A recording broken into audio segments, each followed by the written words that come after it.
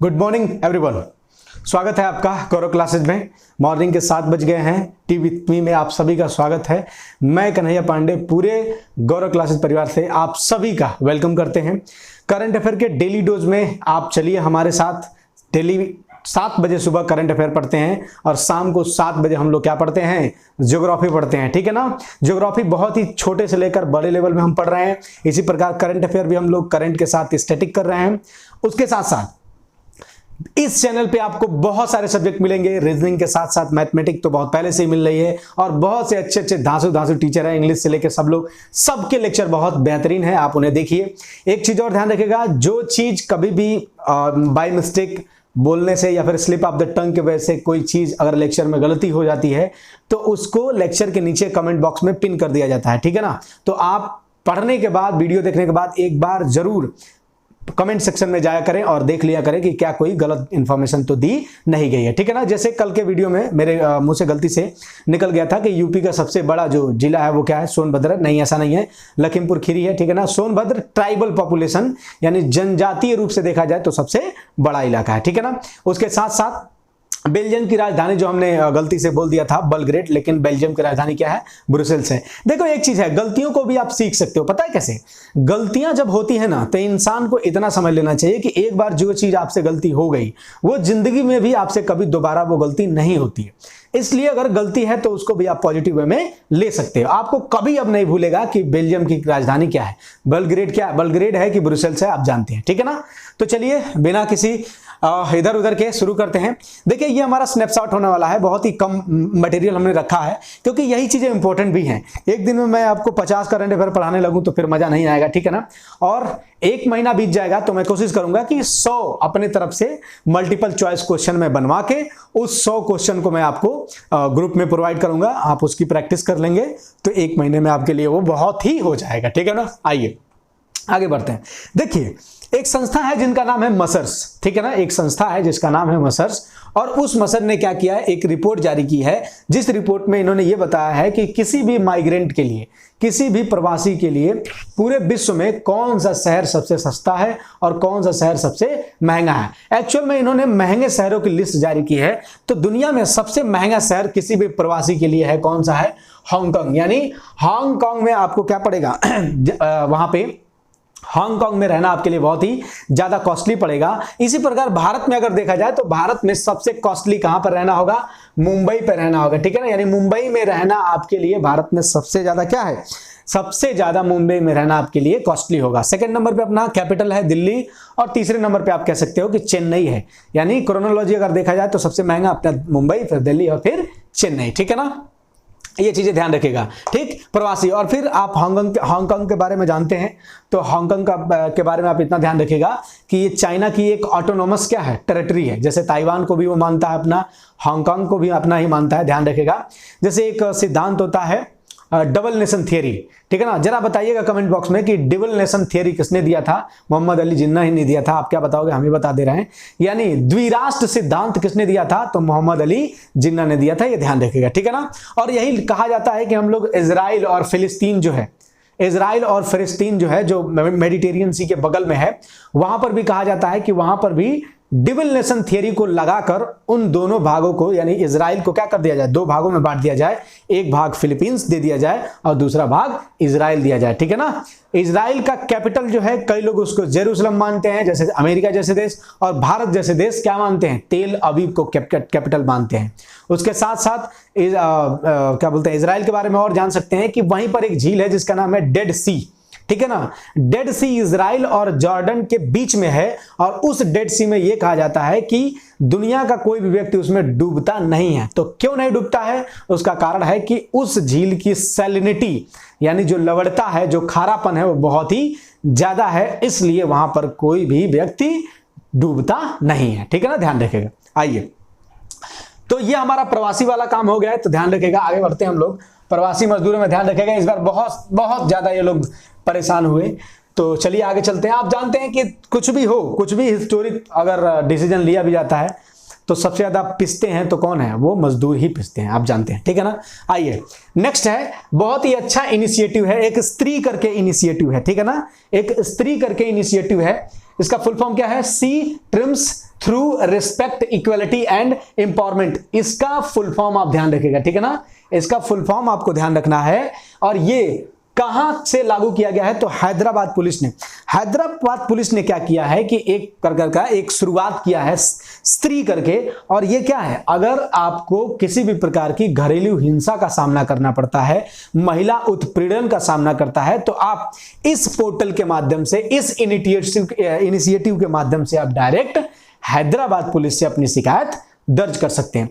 एक और कुछ दिन पहले आप आया था जिसको हम कहते हैं #MeToo, ठीक है ना, #MeToo, ये ट्विटर पे बहुत ज्यादा ट्रेंड करता है, #MeToo, ठीक है ना। ये #MeToo क्या है, आप जानते हैं कि अगर भी किसी भी महिला के साथ कोई भी पास्ट में कोई भी क्या होगा, किसी भी प्रकार का उत्पीड़न हुआ है, तो वो महिला ट्विटर पे #MeToo डाल के अपनी बात रख सकती है। तो पुलिस वगैरह देख के इसको क्या करते हैं, कार्रवाई करते हैं। एक और होता है सीसी बॉक्स, ठीक है ना। सीसी बॉक्स क्या होता है कि जहां पर भी महिलाएं काम करती हैं, यानी जहां पर भी बहुत ज्यादा महिलाएं काम करती हैं, लगभग 10 से ज्यादा महिलाएं काम करती हैं, तो वहां पर एक बॉक्स बनाना रखता है, जिस बॉक्स को हम कहते हैं सीसी बॉक्स। तो महिला जो किसी भी बात को अपने मैनेजर से कहने में झिझकती है, वो कुछ लेटर के माध्यम से, कुछ लिखित प्रावधान के माध्यम से उस लेटर को ले जाके सीसी बॉक्स में डाल देगी, जिससे क्या होगा, वो अपनी जो भी समस्या है उसको बिना मैनेजर को कहे पत्र के माध्यम से अपनी बात को पहुंचा सकती है, अपने कंप्लेन को कर सकती है, ध्यान रखिएगा, ठीक है ना। तो और हैदराबाद किसकी कैपिटल है, तेलंगाना की, ठीक है ना। और तेलंगाना किससे टूटकर बना था, तो आंध्र प्रदेश से, ठीक है ना। कब टूट के बना था, तो 2 जून 2014 को, ठीक है ना। तो दोनों ध्यान रखेगा। और उसके साथ साथ ये भी ध्यान रखेगा कि अब क्या बोलते हैं, आंध्र प्रदेश की नई कैपिटल कौन बनने वाली है, अमरावती, ठीक है ना। वो तो अभी हाल ही में न्यूज भी आया था कि अमरावती को छोड़कर आंध्र प्रदेश 5 जगह और अपनी नई राजधानी क्या आ रहा है, बना रहा है, लेकिन अभी उस पर ठप चल रहा है काम, ठीक है। उसके साथ साथ आंध्र प्रदेश में आप ध्यान रख सकते हैं कि एक कोलेरू झील है आंध्र प्रदेश में, ये ध्यान रखिएगा। उसके साथ साथ आंध्र प्रदेश के जो तट है, यानी जो कोस्टल तट है आंध्र प्रदेश का, उसको हम क्या कहते हैं, उत्तरी सरकार तट कहते हैं, ठीक है ना, ध्यान रखिएगा। अच्छा, और आंध्र प्रदेश के सीएम कौन है, चंद्रबाबू नायडू, ठीक है ना। आगे बढ़ते हैं। सॉरी, क्या नाम है उनका, आंध्र प्रदेश के सीएम का नाम क्या है, थोड़ा अभी बता रहे हैं, अभी चलते चलते बता रहे हैं। चंद्रबाबू नायडू तो पहले थे, ठीक है ना। देखो मिस हो जाता है कभी कभी सीएम का नाम, अगर आपको पता है तो आप कमेंट बॉक्स में बता दीजिएगा, याद नहीं आ रहा फिलहाल में। जगन मोहन रेड्डी, ठीक है ना, जगन मोहन रेड्डी, ध्यान रखिएगा। आइए नेक्स्ट न्यूज है वर्ल्ड फूड अवार्ड 2020, ठीक है ना। वर्ल्ड फूड अवार्ड 2020 ये अभी लॉन्च किया गया है, और इस अवार्ड को किसे दिया गया है, तो रतन लाल, जो हमारे भारत में बहुत ही अच्छे से एक प्रोफेसर हैं, ध्यान रखिएगा, रतन लाल। और ये जो वर्ल्ड फूड प्रोग्राम, जो वर्ल्ड फूड अवार्ड जो दिया जाता है, ये भोजन की गुणवत्ता वगैरह को देखकर उसमें कुछ नई चीजें बताने के लिए दिया जाता है। आपको बस इतना ध्यान रखना है कि वर्ल्ड फूड अवार्ड 2020 किसको मिला, रतन लाल को मिला। अब जब फूड के बारे में हम पढ़ते हैं, जब भी फूड के बारे में पढ़ते हैं, तो भारत में एक संस्था है जिसका नाम है FSSAI, food safety and standard authority of India. इसके बारे में हमने 1-2 वीडियो पहले बात कर लिया है, ठीक है ना। हेडक्वार्टर उसका नई दिल्ली में है। तो एक वर्ल्ड वाइड संस्था है जिसका नाम क्या है, FAO, वर्ल्ड वाइड फूड से रिलेटेड कौन सी संस्था है, FAO। क्या नाम है इसका फुल फॉर्म, फूड एंड, देखो इसका भी नाम हमें भूल रहा है, FAO का, ठीक है ना। तो ध्यान रखिएगा, इसका भी अगर आप ध्यान में अगर आपके आ रहा हो तो जरा बताइएगा। तो फूड एंड एग्रीकल्चर ऑर्गेनाइजेशन, ठीक है ना, फूड एंड एग्रीकल्चर ऑर्गेनाइजेशन, ठीक है ना, फूड एंड एग्रीकल्चर ऑर्गेनाइजेशन। तो FAO का फुल फॉर्म ध्यान रखिएगा। उसके साथ साथ इस FAO का हेडक्वार्टर कहां पे है, तो रोम में है। रोम कहां पर है, इटली में, ठीक है ना। रोम कहां पर है, इटली की कैपिटल है। और इटली के अंदर ही एक और देश है जिसका नाम है वेटिकन सिटी, और वेटिकन सिटी को हम क्या बोलते हैं, वेटिकन सिटी को ही हम पोप का शहर कहते हैं। और पोप क्या होते हैं, तो क्रिश्चियंस में जो उनके सबसे बड़े धार्मिक नेता होते हैं उनको हम क्या बोलते हैं, पोप कहते हैं, ठीक है ना। इटली को ध्यान, और हाँ एक और चीज ध्यान रखेगा, इटली का एक द्वीप है जिसका नाम है माउंट एटना, ठीक है ना। माउंट एटना जो क्या है, एक सक्रिय ज्वालामुखी है, ध्यान रखेगा। माउंट एटना बहुत बार पूछा जाता है, ठीक है, तो इसे ध्यान रखेगा। अच्छा इधर आते हैं, और पो नदी कहां पर है, पो नदी, जरा कमेंट बॉक्स में बताइएगा पो नदी कहां पर है, इटली से ही संबंधित है। FAO यूएन के अंदर काम करता है, यानी यूएन के अंतर्गत ये काम करता है। और FOA की स्थापना कब हुई थी, तो 16 अक्टूबर 1945 को हुई थी, ठीक है ना। और FOA के हेड कौन है, तो क्यू डोंगो, जो से आप पढ़ना चाहें इसको, चाइनीज नाम है। अब आप समझ सकते हो कि WHO के हेड भी क्या है, चाइनीज है, और FAO के भी हेड कौन है, चाइनीज ही है। तो ध्यान रखिएगा चाइना का प्रभुत्व कितना बढ़ रहा है, ठीक है ना, तो आप इससे समझ सकते हैं। वैसे बनेगा भी क्यों नहीं, क्योंकि चाइना इस समय हर जगह फैला है, आप जानते हैं दुनिया का कोई ऐसा देश नहीं है जहां पे इसका इन्वेस्टमेंट ना हो। अभी इससे पहले हम लोगों ने बात किया ना, इटली के साथ साथ आपसे एक टर्की नाम होगा, ठीक है ना, टर्की आपने जानते होंगे आप। टर्की का एक शहर है इस्तांबुल। टर्की अपने शहर इस्तांबुल को उसको यूरोप का मरीज कहते हैं। क्यों कहते हैं, क्योंकि वो दिखता यूरोप के जैसा है, उसमें सारी सुविधाएं यूरोप के जैसी हैं, लेकिन वो यूरोप की एक नकल है, यूरोप के जैसा है नहीं। तो क्या किया टर्की ने, सोचा कि हम क्या करते हैं, इस्तांबुल को इतना डेवलप करते हैं कि इस्तांबुल को डेवलप करते हैं यूरोपीय ढंग से, ताकि विदेशों के लोग क्या होंगे, हमारे यहाँ अट्रैक्ट होंगे। लेकिन ऐसा हुआ नहीं, और टर्की ने क्या किया, बहुत ज्यादा लोन ले लिया चाइना वगैरह इधर उधर से। इसलिए एक समय आया था जब टर्की की, यानी तुर्की की एक उसकी करेंसी थी लीरा, ठीक है ना, लीमा, टर्की की करेंसी थी लीमा, और लीमा बहुत ही ज्यादा क्या थी, बहुत ही ज्यादा डीवैल्यूएट हो गई थी, यानी उसकी करेंसी की वैल्यू क्या हो गई थी, कम हो गई थी, ठीक है ना, क्योंकि उस पर लोन बहुत ज्यादा हो गया था। तो ये ध्यान रखेगा, ठीक। तो ये FOA के बारे में, ठीक है ना, इटली के बारे में ध्यान रखेगा, टर्की के बारे में ध्यान रखेगा, ये दोनों चीजें ध्यान रखेगा। आगे बढ़ते हैं। नेक्स्ट, वर्ल्ड फूड अवार्ड आपने देख लिया, Ratanlal food and agriculture organisation, ठीक है ना। और इटली, रोम जानते हैं, 16 अक्टूबर 1945, ठीक है। आइए क्या किया जाए, लॉकडाउन ऐसी समस्या कर दिया है ना कि अच्छे अच्छे लोगों का दिमाग शांत से अशांत हो जा रहा है। तो चीजें इसीलिए हम आपसे कहते हैं कि जरा आप कोई भी पढ़ते रहिए तो थोड़ा रिवाइज भी करते जाइए, ठीक है ना।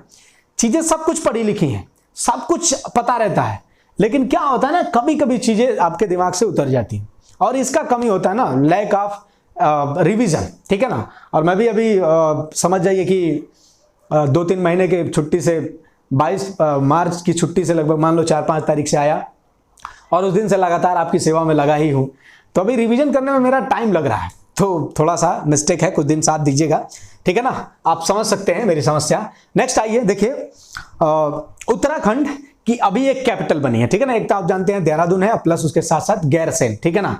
उसके साथ साथ आपको ध्यान रखना है कि उत्तराखंड अपने यहां पर सबसे बिगेस्ट बायोडायवर्सिटी पार्क, ठीक है ना, सबसे बड़ा जैव विविधता पार्क, उत्तराखंड का सबसे बड़ा जैव विविधता पार्क कहां खोला जा रहा है, हल्द्वानी में खोला जा रहा है, ठीक है ना। उत्तराखंड का सबसे बड़ा क्या है, सबसे बड़ा बायोडायवर्सिटी यानी जैव विविधता पार्क कहां खोला जा रहा है, हल्द्वानी में, ठीक है ना।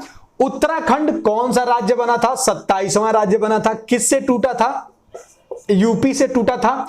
और इसकी स्थापना कब हुई थी, तो 9 नवंबर सन 2000 में हुई थी, और यह भारत का 27वां राज्य बना था, ध्यान रखिएगा।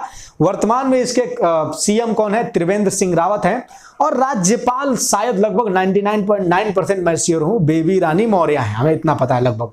और हाँ, संस्कृत को, हिंदी के बाद संस्कृत को अपना ऑफिशियल राजकीय भाषा घोषित करने वाला पहला राज्य कौन है, तो यही कौन सा, अपना उत्तराखंड। प्लस गंगा नदी को जीवित नदी का दर्जा देने वाला कौन राज्य है, तो यही है उत्तराखंड। यानी अगर आपने जैसे एक जीवित व्यक्ति को आप थप्पड़ मारते हो तो आपको सजा हो सकती है, वैसे ही गंगा नदी में भी आप ऐसा कुछ कार्य करते हो जिससे गंगा नदी प्रदूषित होती है तो आप पर कार्यवाही हो सकती है। एक चीज और बताइएगा जरा मुझे, बहुत इंपॉर्टेंट है, उत्तराखंड का हाईकोर्ट कहां पर है, देहरादून में नहीं है, ठीक है ना। उत्तराखंड का हाईकोर्ट कहां पे हमें बताना, ठीक है ना। आगे चलते हैं, हल्द्वानी। एक और चीज ध्यान सकते हैं कि the valley of flower, the valley of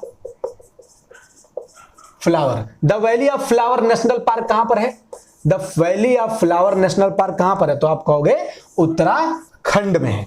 the valley of flower national park Uttarakhand. Silent valley Kerala. Silicon city किसको कहते हैं हम? तो सिलिकॉन सिटी कहते हैं हम अपने बेंगलुरु को। इसके साथ साथ सिलिकॉन वैली कहां पर है? तो यूएसए में है। डेथ वैली कहां पर है? यूएसए में। देखो ये सारी चीजें लिख लो, बहुत बार पूछा जाता है, फिर से हम लोग समझ लेते हैं। The valley of flower Uttarakhand, ठीक है ना। Silent valley Kerala, silicon city Bengaluru, ठीक है ना। इसी प्रकार सिलिकॉन वैली कहां पर है? तो आपका यूएसए। डेथ वैली कहां पर है? यूएसए, ठीक है ना, ध्यान रखेगा। अच्छा, तो बायोडायवर्सिटी क्या होता है? ध्यान रखिएगा, जैव विविधता आप जानते हैं, जहां पर किसी भी एक पर्टिकुलर क्षेत्र में जीव जंतुओं तथा वनस्पतियों की संख्या क्या है? बहुत ही ज्यादा हो, उसे हम जैव विविधता कहते हैं। जिनको जैव विविधता और इन्वायरमेंट से संबंधित कोई प्रॉब्लम है, तो हमने इन्वायरमेंट का एक ही वीडियो बनाया है और हम सोच रहे हैं अगर टाइम मुझे मिला तो इन्वायरमेंट पे मैं कुछ काम करूंगा, ठीक है ना। तो आप जाके वो एक वीडियो देख लेंगे तो आपको वहां पर काफी हद तक फायदा मिलेगा, ठीक है ना। वो 5 जून स्पेशल वीडियो था, ठीक है ना। और इसी प्रकार बता दीजिए कि जिम कॉर्बेट नेशनल पार्क कहां पर है? जिम कॉर्बेट नेशनल पार्क, और जो भारत का पहला नेशनल पार्क भी है, जिसको हम, उसका पहले नाम क्या था? Heli national park. Heli national park Bharat का सबसे पहला पार्क, नेशनल पार्क, उसी का नाम क्या है? Jim Corbett. और ये कहां पर है? एमपी में है कि उत्तराखंड में है? जरा बताइएगा हमें, ठीक है ना। आगे चलते हैं। तो ये हल्द्वानी वाली न्यूज खत्म हो गई। हल्द्वानी के बाद से नेक्स्ट है लोनार झील, ठीक है ना। लोनार झील, तो अभी आपने सुना होगा कि लोनार झील जो है कहां पर है? तो महाराष्ट्र में है। लोनार झील कहां पर है? महाराष्ट्र में है। और इसके बारे में ध्यान रखा होगा कि लोनार झील का जो पानी है वो पिंक कलर का हो गया है। बहुत ही इंटरेस्टिंग चीज आपको आज अभी बताने वाले हैं। तो लोनार झील का कलर हो गया है पिंक। तो क्यों हो गया है कलर पिंक, जरा समझते हैं। इससे पहले आपने अगर न्यूज करंट फॉलो करते हैं तो लगभग मेरे हिसाब से दिसंबर की ये न्यूज है, दिसंबर से पहले की न्यूज है। एक शब्द था फेमस जिसका नाम था दलोल, ठीक है ना, दलोल। ये दलोल कहां पर था? इथोपिया में था। इथोपिया जो हॉर्न ऑफ अफ्रीका, ध्यान रखिएगा, वो जो सिंह जैसा है, सोमालिया, इरिट्रिया, इथोपिया वाला कंट्री, ठीक है ना। तो इथोपिया में एक जगह था जिसका नाम था दलोल। और दलोल क्या था? तो अर्थ पर अनहैबिटेड, यानी जहां पर रहा नहीं जा सकता, ऐसा प्लेस था। कौन सा? दलोल। क्योंकि वहां पर पोल्यूशन लेवल बहुत ही ज्यादा हाई हो गया था। महाराष्ट्र में जो लोनार झील है, इस लोनार झील का कलर पिंक कैसे हो गया है? क्योंकि कहा जा रहा है कि इसमें क्या हो गया है? एल्गी। इसमें एल्गी क्या हो गए हैं? बहुत ही ज्यादा बढ़ गए हैं। तो आप जानते हैं एल्गी का कलर ब्लू ग्रीन भी होता है। ब्लू भी एल्गी होती हैं, ग्रीन भी होती हैं, पिंक भी होती हैं, रेड भी होती हैं। तो बहुत सारे एल्गी होते हैं। तो जब पानी में वो एल्गी हो जाएंगे तो क्या हो जाएगा? पानी का कलर डिफरेंट हो जाएगा। आप कभी किसी तालाब का कलर देखे होंगे, दूर से लाल नजर आता है, तो वो क्या लाल, उसमें कोई कलर डाला है क्या, या फिर खून उसमें कहीं बहा? नहीं, उसमें शैवाल पाए जाते हैं, ठीक है ना, जो एल्गी पाए जाते हैं, जिनका कलर ही लाल होता है, तो उन्हीं से वो प्राप्त होता है। प्लस आप जानते हैं कि आयोडीन की भी प्राप्ति हम कहां से करते हैं? तो इन्हीं एल्गी से ही प्राप्त करते हैं। एक शब्द होता है लाइकेन, LICHEN, लाइकेन। लाइकेन किन से मिलकर बना होता है? तो देखो, एक होता है एल्गी और एक होता है फंजाई। एल्गी और फंजाई दोनों मिल जाते हैं तो इनको कंबाइंड रूप से हम क्या कहते हैं? लाइकेन, ठीक है ना। एल्गी और फंजाई मिलकर बना लेते हैं लाइकेन। लाइकेन के बारे में ध्यान रखिएगा कि यह वायु प्रदूषण के सूचक होते हैं, ठीक है ना। यानी इसका मतलब यह हुआ कि अगर किसी जगह पर लाइकेन खत्म हो रहे हैं, इसका मतलब है कि वहां पर वायु प्रदूषण ज्यादा हो रहा है। अगर किसी जगह पर लाइकेन बहुत ही ज्यादा हो रहे हैं, इसका मतलब है वहां की वायु बहुत ही क्या है? स्वच्छ है, ठीक है ना। तभी तो इंडिकेटर बोल दिया ना, ठीक है, ध्यान रखिएगा। जैसे केमिस्ट्री में हम लोग करते थे नेटेस्ट, तो नेफ्थलीन डालते थे तो कलर पिंक हो जाता था। तो हम कहते थे कि ये नेफ्थलीन क्या है? एक्ट एज ए इंडिकेटर, यानी जब तक हम उसको नहीं डालेंगे तो उसमें क्या है? वो इंडिकेट नहीं होगा, ठीक है ना। तो होता है इंडिकेटर। तो किसके कारण हुआ? एल्गी। महाराष्ट्र में झील, एक चीज ध्यान रखिएगा, ये किस प्रकार की झील का उदाहरण है? तो ये क्रेटर झील का उदाहरण है। क्रेटर झील 2 प्रकार के होते हैं। एक क्रेटर झील होता है जैसे ज्वालामुखी अंदर से निकला, ज्वालामुखी फटा, मुंह इधर बन गया क्रेटर। अब इस क्रेटर में ऊपर से पानी भर गया, ठीक है ना, तो ये क्या होगा? क्रेटर झील हो गया। एक क्रेटर झील क्या बनता है, जैसे मान लो ऊपर से कोई एस्ट्रॉयड आया, ठीक है ना, कोई भी उल्का पिंड आया कहीं धरती पे गिर गया, तो जब धरती पे गिर गया तो वहां पर कटोरे जैसी संरचना हो जाएगी, और वो कटोरे की जैसी संरचना हो जाएगी तो उसी में पानी भर जाएगा, तो वो क्या हो जाएगा, क्रेटर झील। ठीक है, ध्यान रखेगा। और महाराष्ट्र उसी का एग्जाम्पल है क्रेटर झील का। उसके साथ साथ भारत की सबसे बड़ी झील तो चिल्का झील, भारत की सबसे बड़ी खारे पानी की झील चिल्का झील, भारत की सबसे बड़ी मीठे पानी की झील बूलर झील, भारत की सबसे ज्यादा खारी झील यानी जिसमें सैलिनिटी बहुत ही ज्यादा है वो क्या है, सांभर झील। कहां पर है, गुजरात में। भारत की सबसे लंबी झील तो कौन सी है, हम आपको बता चुके हैं केरल में है, ठीक है ना, केरल में हम आपको बता चुके हैं। आप सोच लीजिए केरल में कौन कौन सी झीलें हैं, 2 झीलें हैं, और एक बार हम आपको बहुत कुछ दिन पहले ही बताए थे कि ये सबसे लंबी झील है, केरल के बारे में बता रहे थे, ठीक है ना, तो ये आप कमेंट बॉक्स में बताएंगे। अगेन मैं दोबारा दोहरा दे रहा हूं, भारत की सबसे बड़ी झील चिल्का झील उड़ीसा, भारत की सबसे बड़ी खारे पानी की झील तो चिल्का झील उड़ीसा, भारत की सबसे बड़ी मीठे पानी की झील बूलर झील जम्मू कश्मीर, भारत की सबसे ज्यादा खारी झील यानी जिसमें सैलिनिटी ज्यादा है वो क्या है, सांभर झील राजस्थान। और आपको बताना है कि भारत की सबसे लंबी झील कौन सी है, बताइएगा। अष्टमुदी झील है कि वेम्बनाड है, जरा बता दीजिएगा, ठीक है ना, दोनों में से एक है कोई केरल में, ठीक है ना, तो ये बताइएगा। ठीक, आइए आगे बढ़ते हैं। और एक और आप ध्यान सकते हैं झील के बारे में, दुनिया की सबसे ऊंची झील कौन सी है, अभी एक रिपोर्ट आई है हाल ही में, ये लगभग 2 महीना पहले का करंट अफेयर। अगर आप लोग करंट अफेयर कहीं से फॉलो करते हैं तो बताइए, दुनिया की सबसे बड़ी सबसे ऊंचाई पर स्थित झील, आइए उसका नाम क्या है, काजीन सारा, काजीन सारा, काजीन सारा दुनिया की क्या है, सबसे ऊंचाई पर स्थित झील है, जो कहां पर है, हिमालय पे, ठीक है ना, ध्यान रखिएगा। अच्छा, अब नेक्स्ट क्या है, HDFC, ठीक है ना, HDFC तो इसका फुल फॉर्म क्या है, housing development financial corporation limited, housing development financial corporation limited.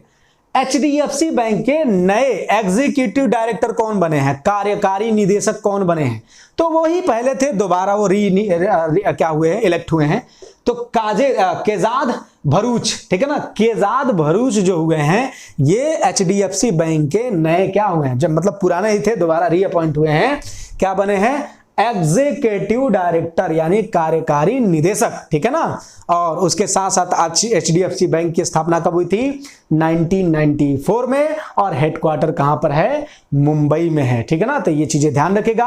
और HDFC बैंक एक कौन सी बैंक है, तो प्राइवेट बैंक है, ठीक।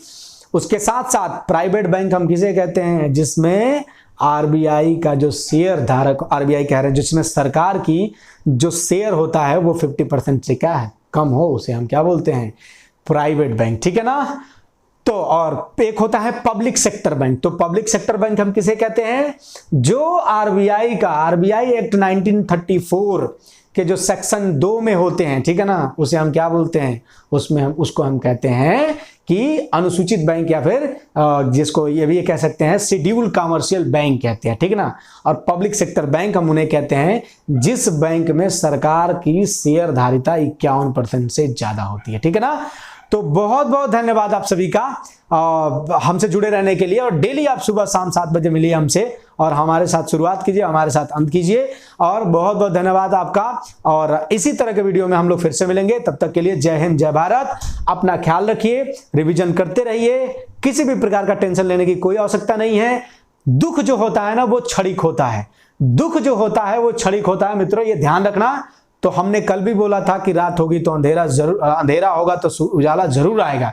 तो मान के चलिए कि अभी आपको आराम है, तो आराम चल के दुख भी आएगा। कैसे दुख आएगा, अभी एग्जाम नहीं हो रहा, मस्ती या काला टाइप पे घूम रहे हैं, नहीं मुन्ना, ध्यान रखना मित्रों, अच्छे दिन जाने वाले हैं और बुरे दिन आने वाले हैं। मतलब अर्थात कवि के कहने का तात्पर्य है कि ये जो अच्छे दिन, जो अच्छे से बढ़िया से सोफे पे गुजर रहे हैं, ये जाने वाले हैं और एग्जाम के दिन आने वाले हैं। तो ठीक है, तैयार रहिएगा, मैं आपके साथ जुड़ा ही हूं आपको तैयार करने के लिए, लोहा बनाने के लिए आपको। तो चलिए मिलते हैं नेक्स्ट वीडियो में, तब तक के लिए बहुत बहुत धन्यवाद।